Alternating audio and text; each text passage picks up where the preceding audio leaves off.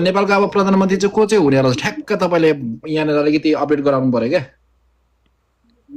होइन, मेरो विचारमा चाहिँ अब समाचार त अनेक आइरहेका छन्, तर मधेसतिरको मान्छे प्रधानमन्त्री बनाएको छैन, जनजातिको मूलको मान्छे पनि प्रधानमन्त्री बनाएको छैन, हर्क सम्पाङको नाकको मान्छे नि हुँदैन र काठमाडौँको मेयर भएको मान्छेको नाकको पनि प्रधानमन्त्री भएको छैन नस्लको। भए राम्रै हुन्छ, तर उसलाई पनि भोट माग्ने एउटा हतियार मात्रै बनाए कि जस्तो लाग्छ, सर्कसको बच्चा मात्रै बनाएर दुरुपयोग गरे कि जस्तो लाग्छ, फेसबुकले प्रधानमन्त्री सीमित गर्लान् कि जस्तो लाग्छ। अब त्यो पहिलाको गृहमन्त्री अरियाललाई राष्ट्रिय सभामा लगिसके, उनी सरकारमा प्रधानमन्त्री नभए पनि प्रभावकारी ठाउँमा हुने रहेछन्, प्रधानमन्त्री नै चलाउने औकातका साथ उनलाई चाहिँ शक्तिशाली केन्द्रले खटाएको रहेछ जस्तो लाग्दछ।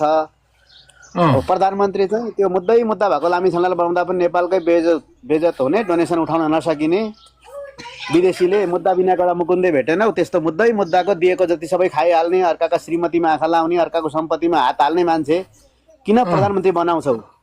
अलि यता पठाउँदा त नुहाइधुवाइ गरेर मुद्दा क्लियर गरेर पठाउ न, गनाउँदै आएको गुन्द्रुके त यहाँ त भनेर। विदेशीले चाहिँ राम्रो डोनर राष्ट्रले नेपाल त डोनेसनबाट चलाउनु पर्छ, तिनीहरूले मान्दैनन् र सेनाले त्यस्तो मुद्दा भएको मान्छे प्रधानमन्त्री बनाउँदैन।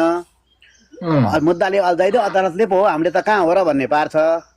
र यो मधेसतिरको मान्छे पनि अहिलेसम्म प्रधानमन्त्री नभएको हुनाले त्यो अहिले भनिएको फेसबुकै प्रधानमन्त्री रियल प्रधानमन्त्री हो भने अचम्म आश्चर्य हुन्छ।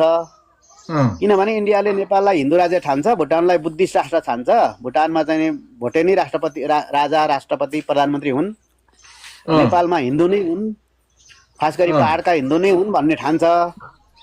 मधेसको कम्मर मुनिको बस्रा धेरै माथि टुप्पीमा नउचाल्नु भने जस्तो गर्छ। त्यो हिसाबले इन्डियाको मान्छे चाहिँ के अरे मधेसको मान्छे चाहिँ गजेन्द्रनारायण सिंह पनि प्रधानमन्त्री भएन, उपेन्द्र यादव पनि भएन। मधेसको भावनाको विकास गर्ने, सद्भावनाको खेती गर्ने भनेका गजेन्द्रनारायण सिंह आन्दोलनका संस्थापक हुन्। पहाड र मधेसीको दङ्गा भइराख्दाखेरि खबरदार मारामार नगर्नु, सद्भावना भनेर शान्तिको सन्देश छरेका हुन्। गजेन्द्रनारायण सिंहले मरेर गए। उनी मधेसबाट कोही प्रधानमन्त्री हुनुपर्दा उनी हुनु पर्थ्यो। अरू बडा नेता महन्त ठाकुर जस्ता त्योभन्दा सिनियर नेता थिए मधेसमा, प्रधानमन्त्री भएन, नस्लले दिँदैन त्यो।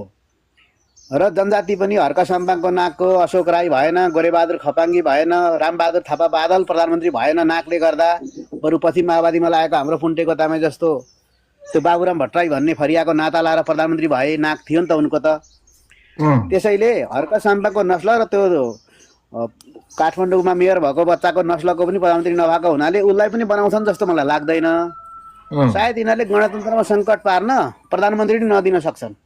राख्छौँ भोलि राख्छौँ, 1 महिनापछि राख्छौँ, 1 वर्षपछि राख्छौँ भनेर यो बजै जुन चुनाव गराइन् भनिएको छ, उनकै कार्यकाल लम्बाइ गर्ने कार्यवाहक प्रधानमन्त्री, काम चलाउ प्रधानमन्त्री, उनलाई नै कायम गरिराख्ने खतरा पनि मैले देखेको छु। त्यस्तो पनि हुन्छ सर? अहिले काङ्ग्रेस एमाले जितेको भए तोकिएको मान्छे उनीहरूले प्रधानमन्त्री अस्ति शपथ खुवाइवरी नयाँ शासन रिन्यू गरिसक्थे। अब यो घन्टीलाई जिताएर चाहिँ के गर्न खोजेका छन्, सायद प्रधानमन्त्री नै नदिने हुन् कि भन्ने डर पनि मलाई लाग्न थाल्यो।